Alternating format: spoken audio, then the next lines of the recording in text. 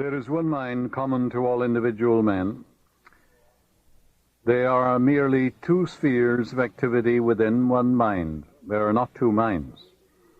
Your conscious mind is the reasoning mind. It is that phase of mind which chooses, weighs, dissects, analyzes, investigates, scrutinizes, comes to conclusions and decisions. For example, you choose your books, your home, your partner in life. You make all your decisions with your conscious mind. On the other hand, without any conscious choice on your part, your heart is kept functioning automatically, and the process of digestion, circulation, and breathing are carried on by your subconscious mind through processes independent of your conscious control. Your subconscious mind accepts what is impressed upon it, or what you consciously believe. It does not reason out things like your conscious mind. It's a one-track mind. It does not argue with you controversially. Your subconscious mind is like the soil, which accepts any kind of idea, good or bad. Your thoughts are active and might be likened unto seeds. Negative, destructive thoughts continue to work negatively in your subconscious mind, and in due time will come forth into outer experience, which corresponds with them. Remember, your subconscious mind does not engage in proving whether your thoughts are good or bad, true or false, but it responds according to the nature of your thoughts or suggestions. For example, if you consciously assume something to be true, even though it may be false, your subconscious mind will accept it as true and proceed to bring about results which must necessarily follow because you consciously assumed it to be true. Your subconscious mind cannot argue controversially. Hence, if you give it wrong suggestions, it will accept them as true and will proceed to bring them to pass as conditions, experience, and events. Your subconscious mind is oftentimes referred to as your subjective mind. Your subjective mind takes cognizance of its environment by means independent of the five senses. Your subjective mind perceives by intuition.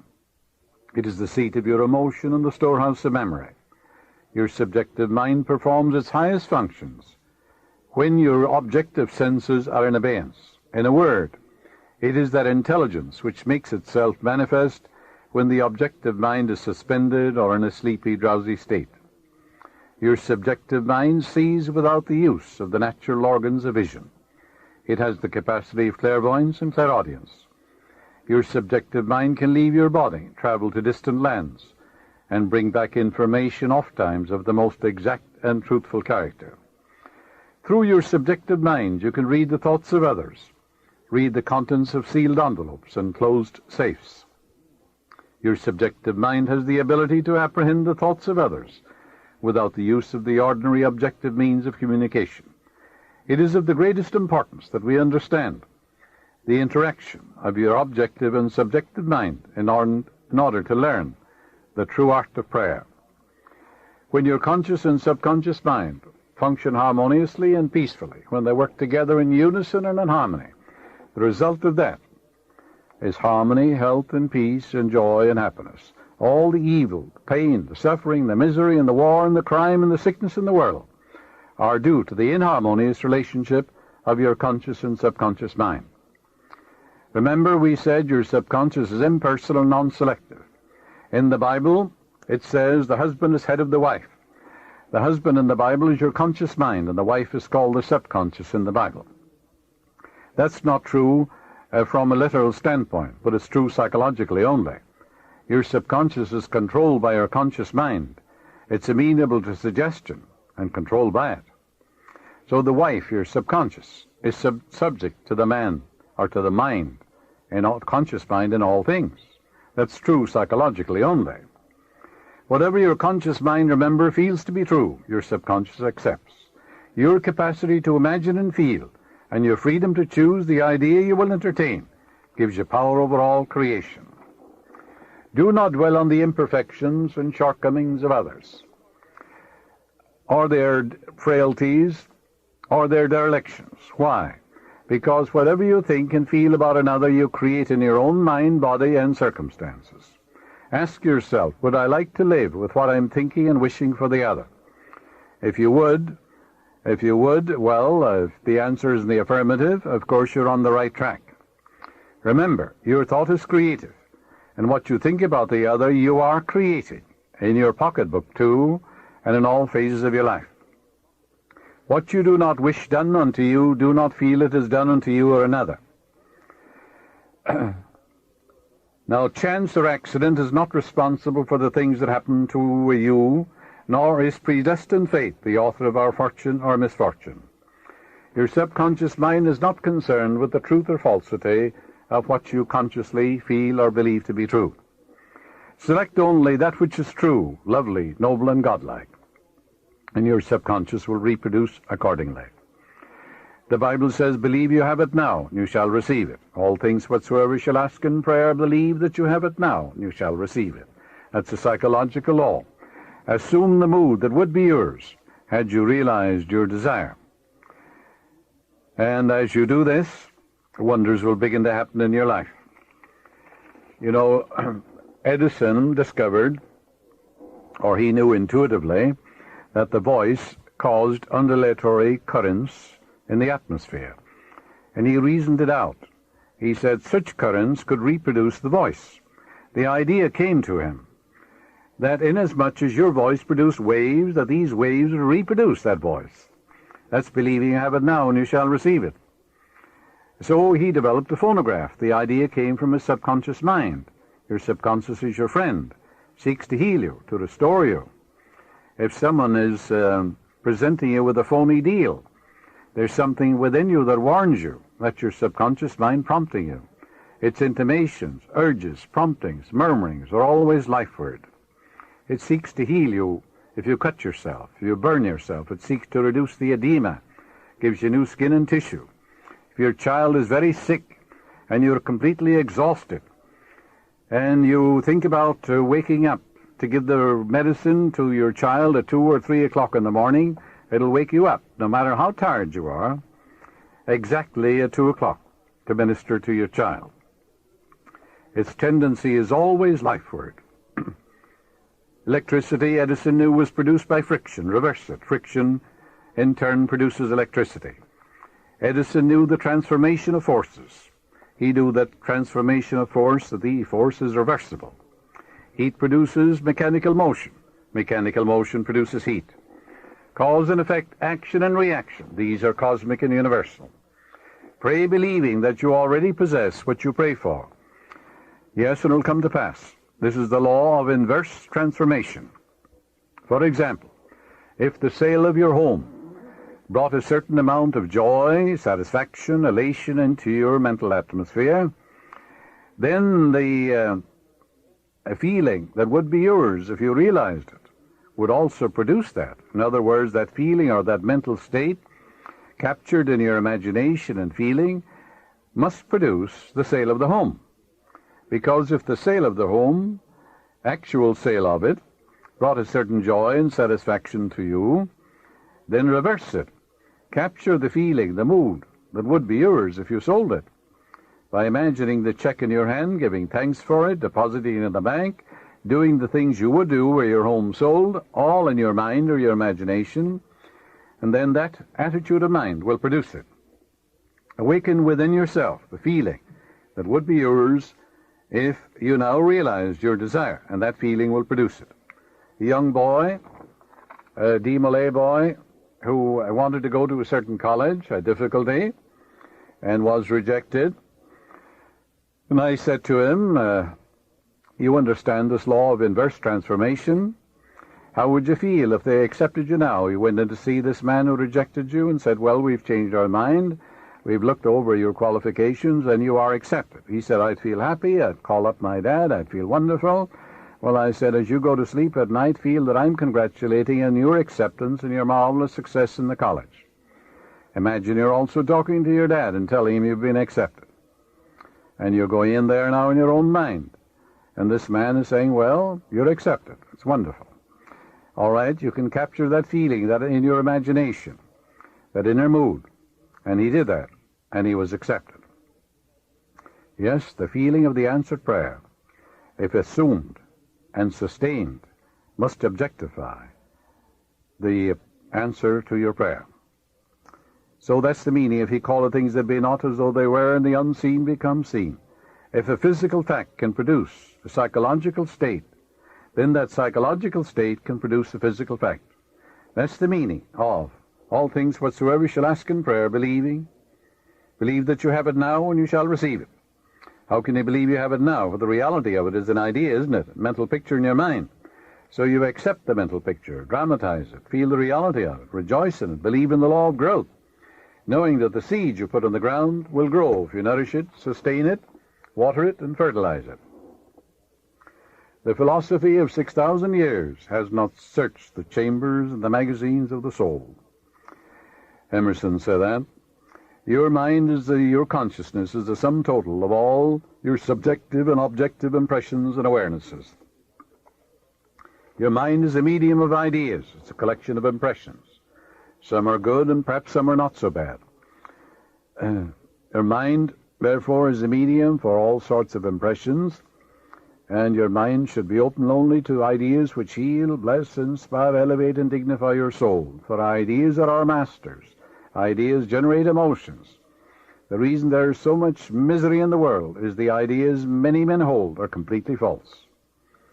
And these emotions get snarled up in the subconscious, and they must have an outlet. And being of a negative nature, it must be a negative outlet. Watt saw the steam coming out of the kettle. He was a Scotchman, mechanic. His mother was making a cup of tea, and he saw the result of the steam forcing the lid up. He began to think, what would happen if I harnessed that steam? Tremendous power there. All he had was an idea. He began to think about it from all angles.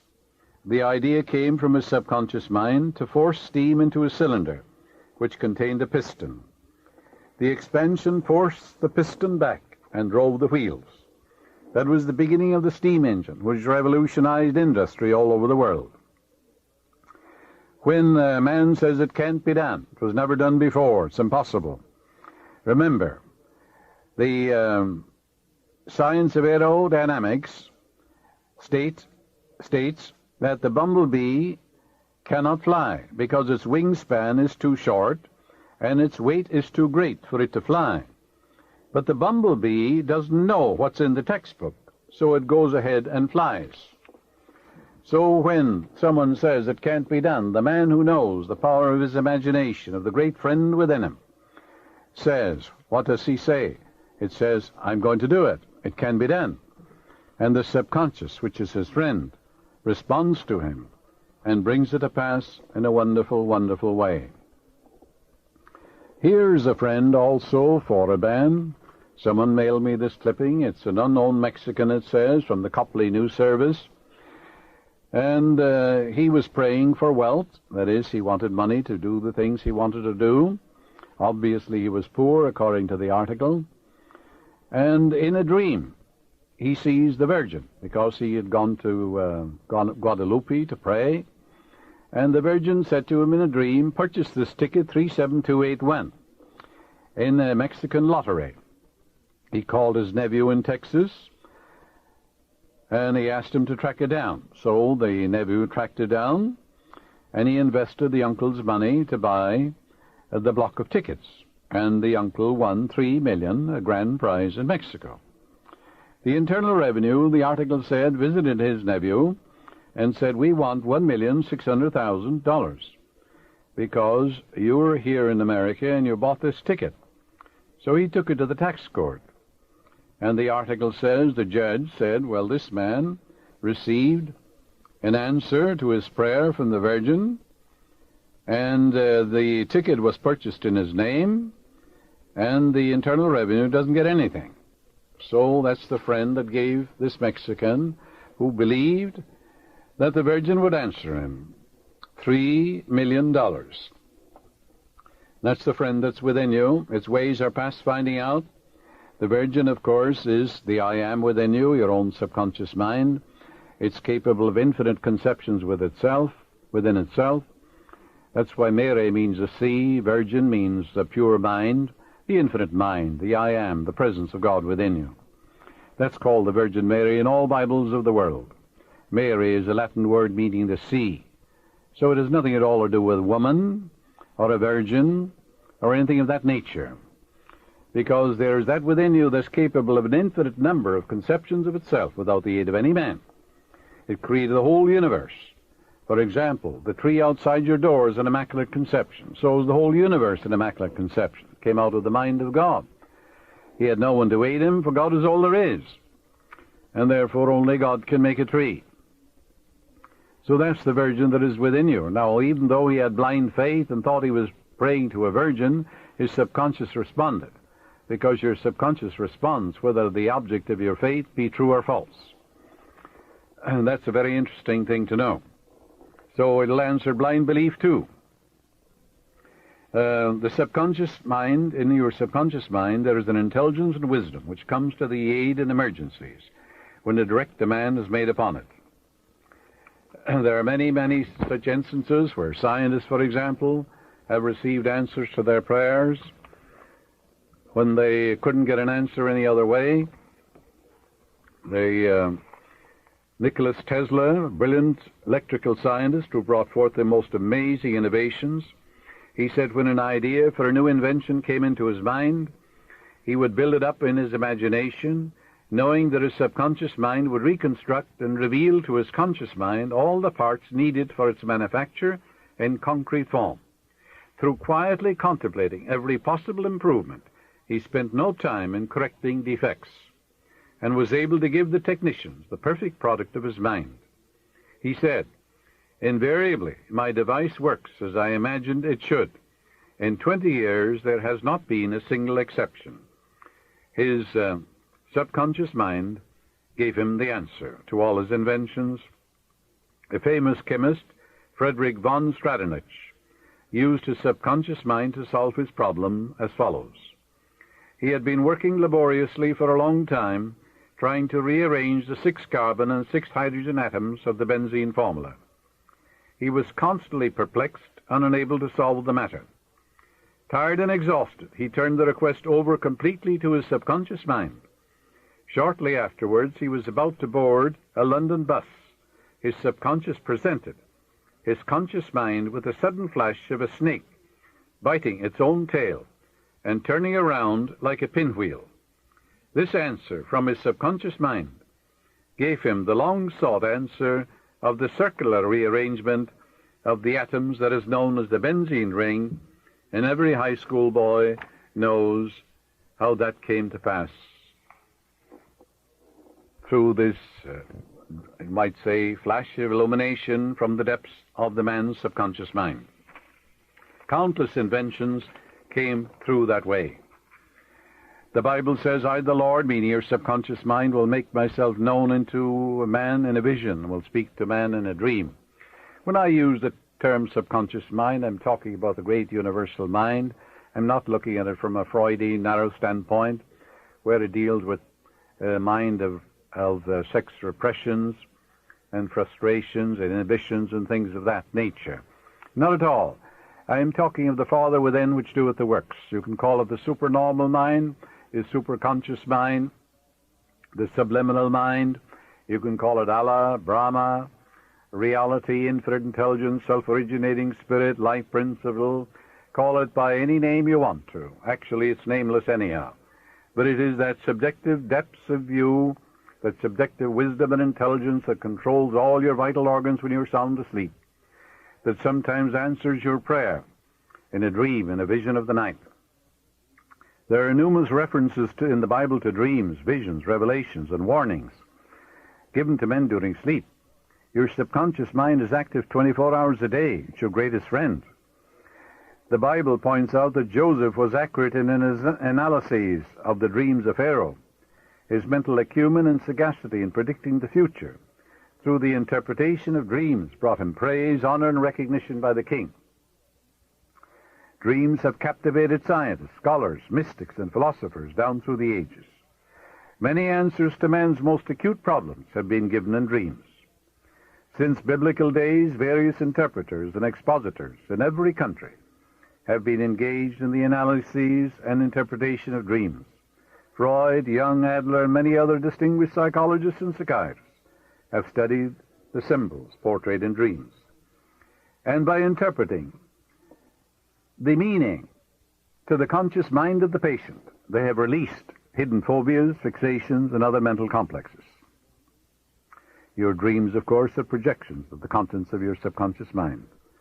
Many instances they answer your problems and warn you regarding investments, journeys, and marriage, as well as pitfalls of daily living. Your dream is a dramatization of your subconscious mind. It's not fatalistic. You mold, fashion, and shape your own destiny by your thought and feeling. Anything in your subconscious mind is subject to change. And when you know the laws of mind, you predict your own future. You can fill your subconscious mind with the truths of God, and you will crowd out of your mind everything unlike God. For the lower is subject to the higher. Your subconscious is subject to the conscious mind. That's the husband, you see, has charge over the wife in biblical language. But theologians have taken that literally for thousands of years and have held women in bondage and thraldom and in subjection due to a misinterpretation of the Scripture.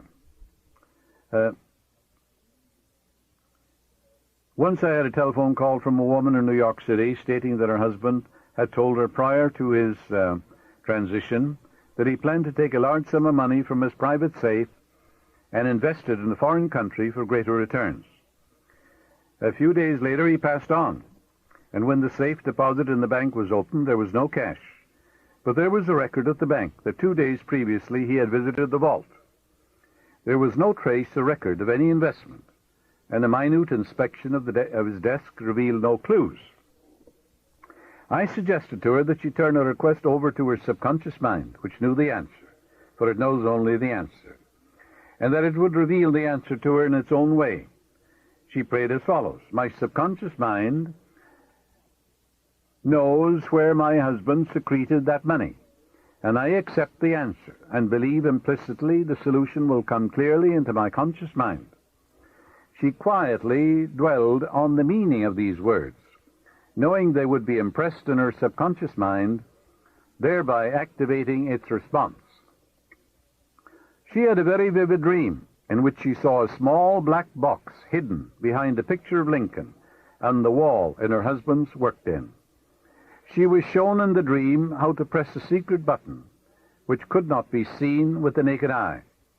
When she awakened, she rushed to the den, took down the picture of Lincoln. When she pressed the button, revealed in the dream, an opening appeared containing the black box, which in turn contained $50,000 in currency. She discovered the treasures of her subconscious.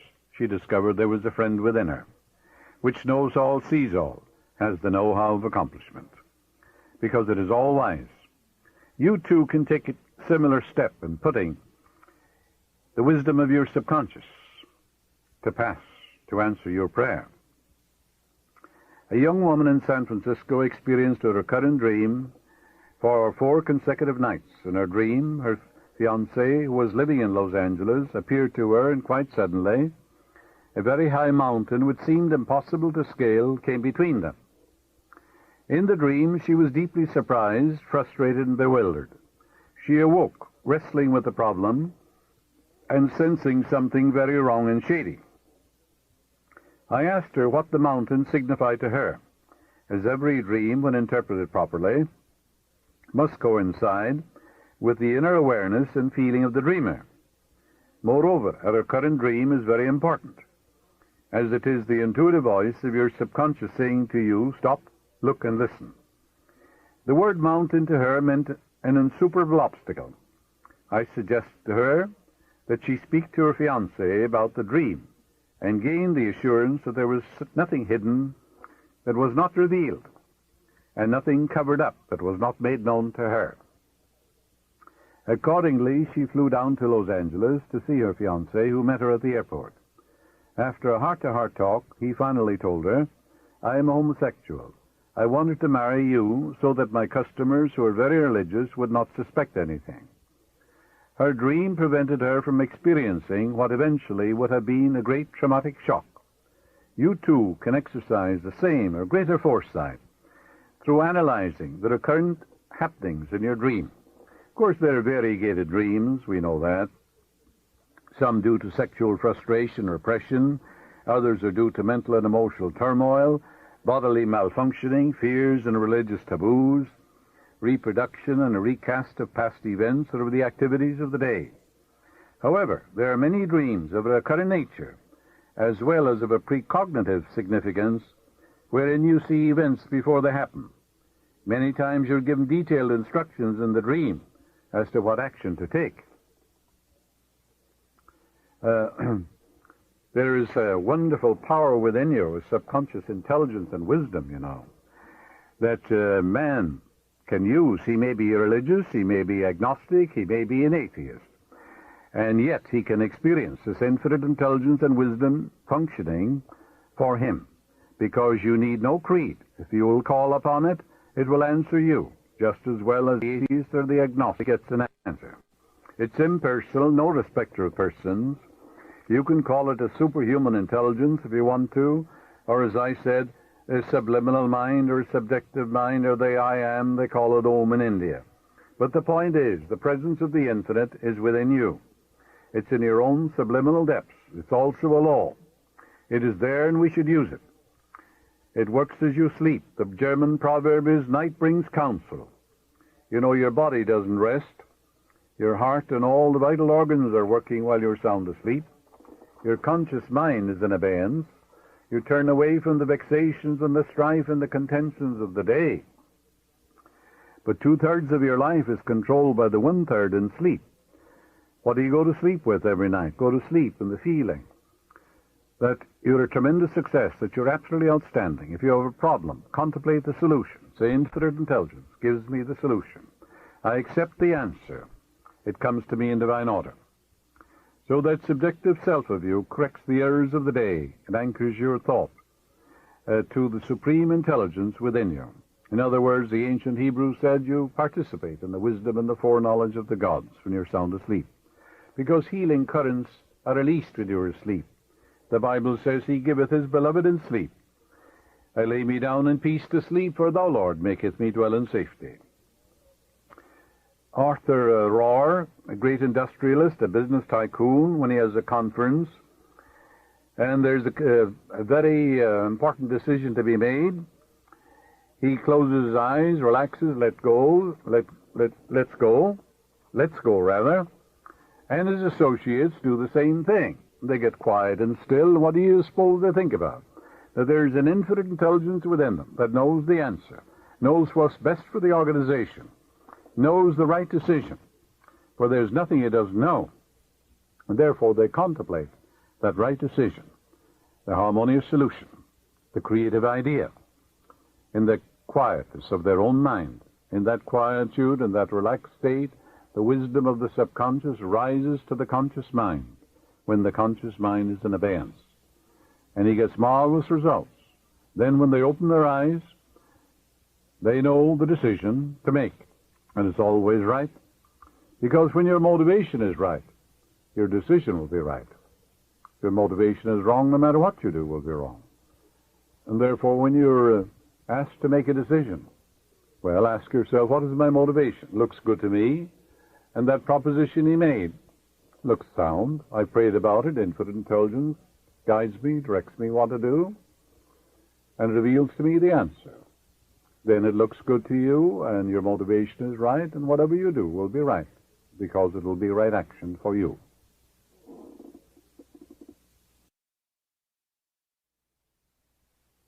Robert Coleman, who used to be an usher here, is living now in Albuquerque, New Mexico.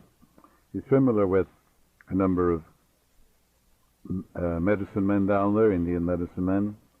He told me an interesting thing about a member of the tribe who was very ill, and the local medicine men couldn't do anything for him. Couldn't do anything for her, rather, because it was a woman. And they brought in this special medicine man, and he said when the special medicine man came in, they had a pot of boiling hot water. The test of a medicine man is that he can put his hand, his arm, into this boiling water, and there'll be no inflammation, no burn of any kind, and leave it there for about 10 minutes. That's a sure sign he is disciplined and trained, has served his apprenticeship. And then after that, he said, he put some blankets on the woman, chanted some Indian songs, that is, prayers, incantations, holy songs based upon their tribal beliefs. And then he said he lay down beside the woman, went to sleep, calling on the Great Spirit. When he woke up, he said the friend has healed her. And of course meant the Great Spirit. That's what this particular tribe calls God, the Great Spirit. Now what did he mean by that? Well, he came, of course, believing, and in this passive, quiet state of mind, as he began to chant, the woman, of course, was receptive, open-minded, ready to receive. According to your faith is it done unto you, according to your belief is it done unto you. And she being open and receptive, and he full of faith and confidence in the vitality, the intelligence, and the miraculous healing power that is within him. And his faith is communicated to her in that deeper state of mind, and then she got well. That's what we call prayer therapy, or some people call it spiritual treatment, and so forth. It's simply dwelling upon the infinite spirit and power that is within you. I am the Lord that healeth thee. I am the Lord thy God. I will come and heal thee. I will restore health unto thee and heal thee of thy wounds, saith the Lord. All these, of course, are biblical expressions. All healing is of the Most High. But there's only one healing presence, you see. And when you pray for a person, just like this medicine man did, you don't dwell on symptoms or the bodily condition or fever or anything. You just dwell upon the intelligence, the wisdom, the vitality, the wholeness, and the beauty and the perfection of the infinite, animating, sustaining, and strengthening this other person. And then the presence of God is resurrected in the other. And that's the basis of all healing. Dr. Elsie McCoy in Beverly Hills, who wrote an article for my book called Psychic Perception, and I'm quoting what she said. She was engaged to a very wonderful surgeon in Chicago.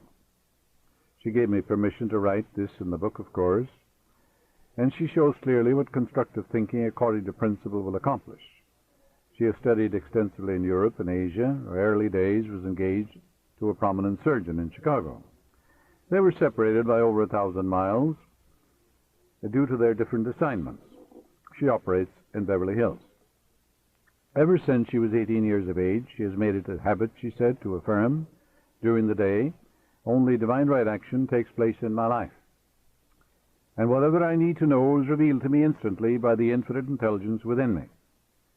Her gradual reiteration of these truths caused them to reach the subconscious mind, which responded accordingly. One night, while she was sound asleep, she saw and heard clearly, in a vivid dream, her fiancé in Chicago talking to a nurse, and in addition, dating her for a weekend, saying to her, "You know I'm engaged," but she is 1,000 miles away and knows nothing about it. Dr. McCoy phoned him the next day and told him about the silly and foolish dream she had had and laughed about it. He was furious and accused her of having employed detectives and of spying upon him. With that, she dissolved the engagement, and subsequent events showed the wisdom of her subconscious in protecting her from what would undoubtedly have been a tragic marriage. Her right thinking activated her subconscious mind, which revealed to her what she should know before she got married. And that's a very interesting thing. So the subjective seeks to protect you if you'll only listen to it. Some brush these things aside and say, oh, it's only a dream. But there's such a thing, as precognition, as prescience, seeing events before they happen. And also you can protect yourself if you see something negative for yourself or another, because prayer will change your mind. A girl we'll call Louise is written up in Psychic Perception, by the way. Her name was Louise Barrows before she got married. She is now Mrs. Wright, a secretary of mine, and she was informed many years ago by her foot surgeon that it was necessary to operate on her left foot to bring about a healing, and that this would necessitate having her leg in a cast as well as using crutches for 2 months or more. She prayed that infinite intelligence of her subconscious mind would guide and direct her to come to the right decision. She turned this request over to her subconscious mind every night, and at the end of the fortnight she saw a doctor, a friend of the family, who in the dream state pointed to hexagram 35 in the I Ching, which said, progress. The next day she went to visit him, and on examining the foot, he advised her that he could bring about a perfect alignment and adjustment by manipulation and exercise, which she would have to practice, and a perfect healing followed. That's back in 1961, the first time I gave a series of lectures on the meaning of the I Ching for Southern California. Actually, I think I was the first to introduce it here. The subconscious mind usually speaks and reveals answers symbolically. Louise, having taken 2 classes on the I Ching with the speaker, became absorbed and engrossed with its scientific and metaphysical approach to life. And undoubtedly her subconscious knew she would follow the directions of the hexagram. For it always speaks to you in a way, in a voice, in a symbol that you will follow and understand. It will not speak to you in a voice of someone you dislike or you disapprove of. It spoke literally to her when it revealed the doctor she should see for the healing of her foot. So the Lord makes him, so the Lord is the lordly power within you. There's only one power anyhow. Makes himself known in a vision and will speak to man in a dream. That's what your Bible says, because it also says, in a dream and a vision of the night, when deep sleep falleth upon man, slumberings upon the bed, he openeth the ears of man, sealeth their instructions. There's only one being, and that power is within you. It's called the life principle, called the living Spirit Almighty. It's called by many names. But remember, you do not put self-expansion into the seed. You do not give vitality to the seed. You put the seed in the ground, it won't grow in your pocket. And you water and fertilize the seed.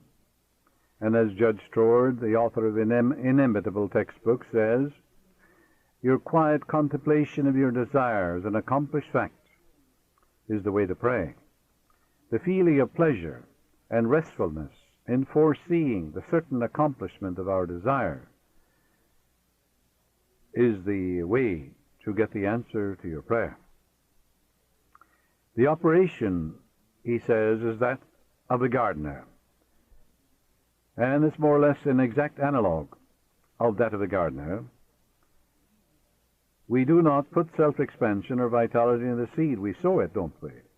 And then we water it and fertilizing it, knowing that it's going to expand and unfold in a wonderful, wonderful way. And of course it will expand in a wonderful way if you water it with faith, with expectancy, with understanding. And then wonders will begin to happen in your life. A thought is the most powerful force in the universe, you know. Your word is a thought expressed. If you are in a position of authority, your thought or word can direct how missiles, nuclear energy, dynamite, or thermonuclear weapons are to be used. Your thought determines how electricity is to be used. Likewise, your thought directs the operation of your life. Your subconscious mind could be likened to an iceberg. 90% of it is below the surface. It is your subconscious mind that does the work according to the orders given by your conscious mind. What you think with your conscious mind, you produce with your subconscious, you see. A very interesting thing, which I think you will appreciate, is to know about Dr. Arthur Thomas. He's now minister of the Church of Religious Science in Pasadena, but he was the minister in Reno, Nevada, for a long time.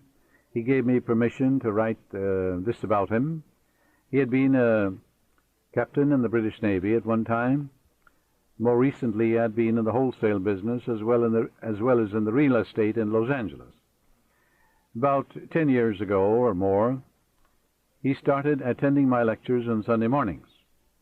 He said, I realized suddenly my thought was the only creative power of which I was aware, and I was going to create what I really wanted. Consequently, he began to affirm to himself frequently, I am a minister now. I am teaching the truths of life to people. This is what he used to say to himself. Every night he would imagine he was expatiating on the great truths to a wonderful group of men and women in a church. Not any particular church, just a church. You can do that in your mind, can't you? He continued to think along these lines for a month or so, when he decided to take the ministerial course at the Institute of Religious Science here in Los Angeles, confident of the end result, as he had already imagined and felt as true the reality of that which he imaged in his mind. He passed all tests and examinations in divine order, was offered the church immediately after finishing his seminary course. He is now doing exactly what he decreed mentally.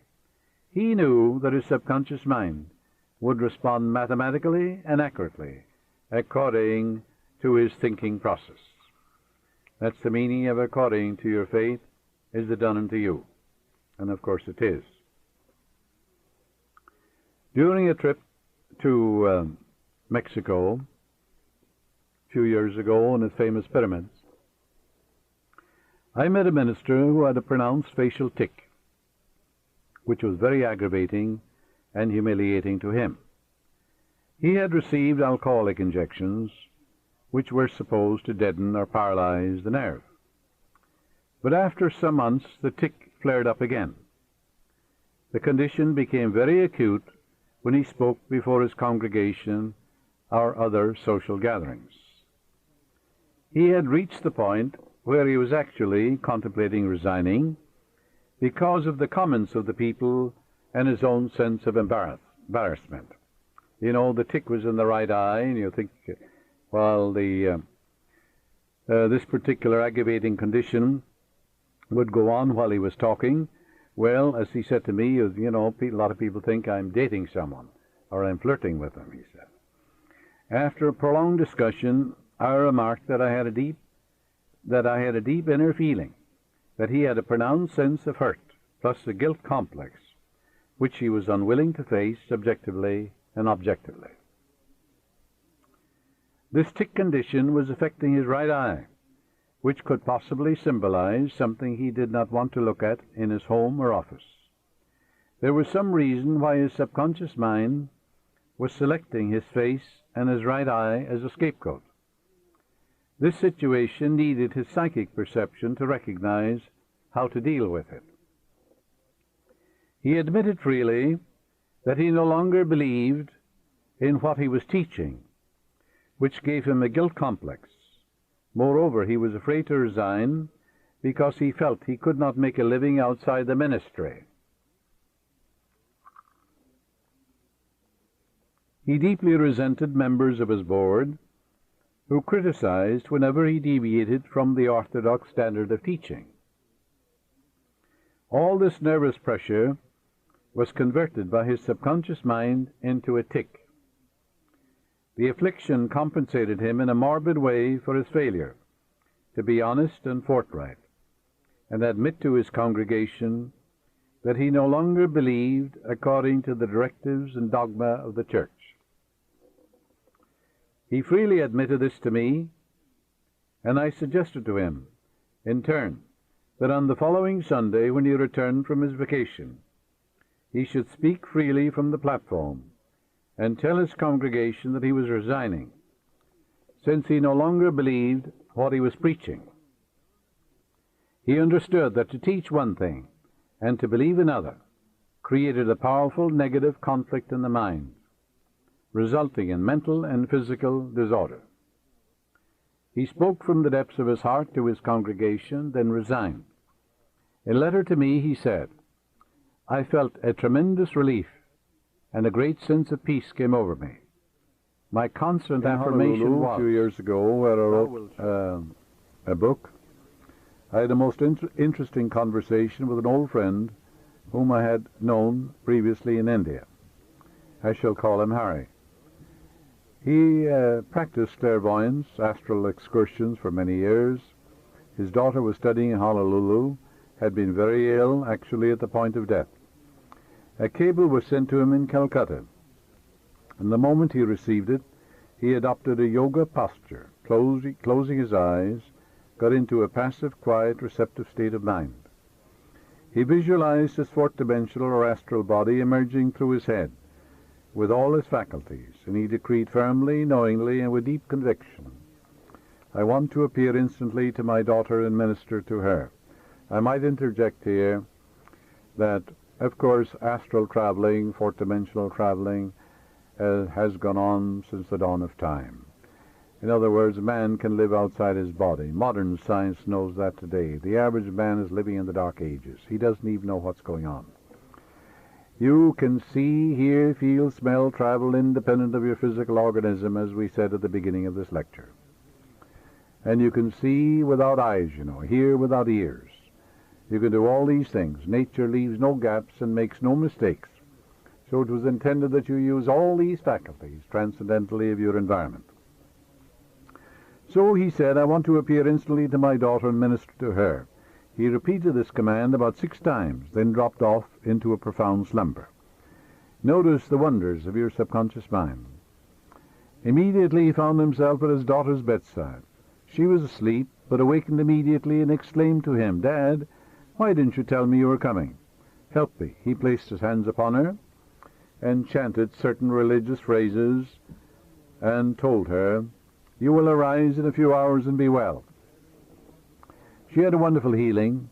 Her fever immediately subsided, and she shouted to the nurse, I am healed. I am well. My father was here, and he healed me.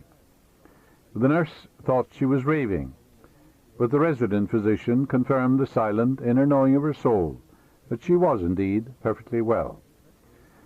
However, both laughed at her story of a visitation by her father from India. The nurse was puzzled and perplexed, and said to the daughter, how could your father or anybody else get in from downstairs through closed doors? I saw no one enter your room. The daughter explained to the nurse, oh, my father visited me in his fourth-dimensional body. He laid his hands on me and prayed with me.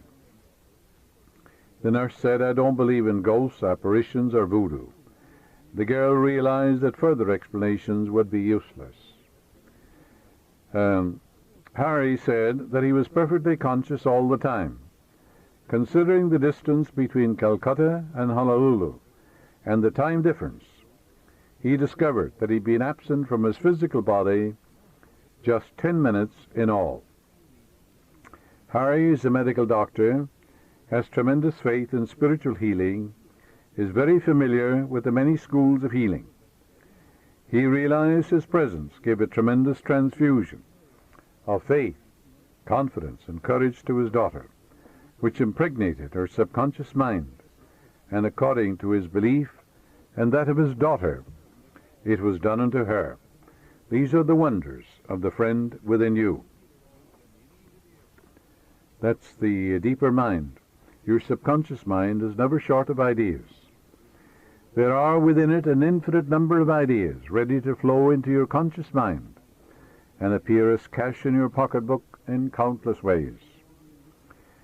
This process will continue to go on in your mind regardless of whether the stock market goes up or down, whether the pound sterling or dollar drops in value. Your wealth is never dependent on bonds, stocks, or money in the bank. These are really only symbols, necessary and useful, but only symbols. So as you go to sleep at night and you say to yourself, wealth, success, wealth, success. Well, you admit there is such a thing as wealth. You admit there is such a thing as success. The infinite can't fail. The infinite is within you. You're born to win. You're born to succeed. Just take these 2 words. What happens? They activate the latent powers of your subconscious, and you're compelled to succeed. You're compelled to be wealthy. The point I wish to emphasize is that if you convince your subconscious mind that wealth is forever circulating in your life, and there's always a surplus. You will always and inevitably have wealth, regardless of the form it takes. It has taken the form, as you know, of an amalgam of copper and tin or zinc or something right now.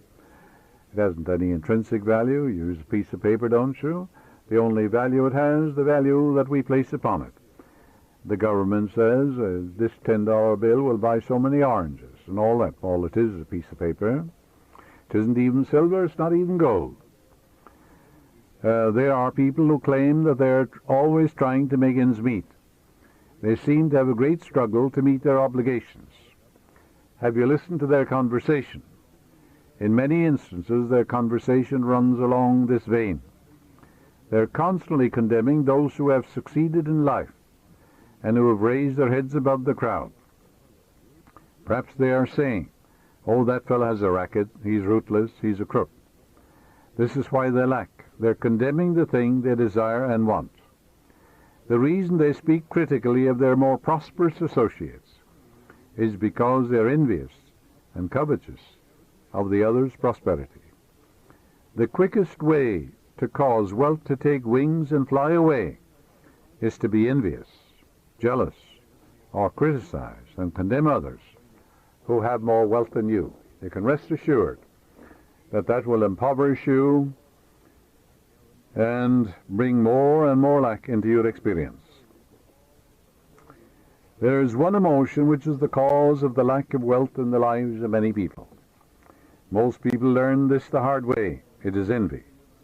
If you see a competitor depositing large sums of money in the bank and you have only a meager amount to deposit, does it make you envious? The way to overcome this emotion is to say to yourself, "Isn't it wonderful? I rejoice in that man's prosperity. I wish for him greater and greater wealth." And you're selfish when you do that, because what you're wishing for him, you're creating in your own mind, body, and experience. To entertain envious or jealous thoughts is devastating, because it places you in a very negative, destructive position. Wealth flows from you instead of to you. If you are ever annoyed or irritated by the prosperity or the great wealth or success of another, claim immediately that you truly wish for him greater wealth and success in every possible way. This will neutralize the negative thoughts in your mind and cause an ever greater measure of wealth to flow to you by the law of your subconscious mind. If you are worried and critical about someone whom you claim is making money dishonestly, cease worrying about him. You know such a person is using the law of mind negatively. The law of mind takes care of him. Your Bible tells you, "Fret not about evildoers and the workers of iniquity," in your 37th Psalm. So read the 37th Psalm. It's a great eye-opener, you know. Be careful not to criticize a man for the reasons that we just said. Remember, the block or obstacle to wealth is in your own mind. You can now destroy that mental block. This you may do by getting on mental good terms with everybody, wishing for everyone what you wish for yourself. And as you do, wonders will begin to happen in your life. It is your right to be rich, you know. You're here to lead the abundant life. You're here to be happy, radiant, and free. You should therefore have all the wealth you need to lead a full, happy, and prosperous life. Of course you should. You're here to grow, expand, and unfold spiritually, mentally, materially, and professionally. You have the inalienable right to fully develop and express yourself along all lines. You should surround yourself with beauty and luxury. Why be satisfied with just enough to go around when you can enjoy the riches of your subconscious mind? Yes, make friends with money, and you will always have a surplus. Your desire to be rich is a desire for a fuller, happier, more wonderful life. It is a cosmic urge. It is not only good, but very good. Money is a symbol. It means to you not only freedom from want, but beauty, luxury, abundance, and refinement. It's a symbol of the economic health of the nation. When your blood is circulating freely in your body, you're healthy. When money is circulating freely in your life, you're economically healthy. Engage your friend. Your friend is your subconscious. Will give you all the wealth you need to do what you want to do when you want to do it. When people begin to hoard money or put it away in tin boxes and become charged with fear, there's economic illness. Money has taken many forms as a medium of exchange through the centuries: salt, beads, trinkets of various kinds. In the early times, a man's wealth was determined by the number of sheep and oxen he had. Now we use currency and other negotiable instruments, as it is much more convenient to write a check than carry some sheep and cattle around with us to pay our bills. Now, as you go to sleep at night, and every night you go to sleep, practice a very simple technique. Repeat the word, wealth. Words, rather. Wealth, success.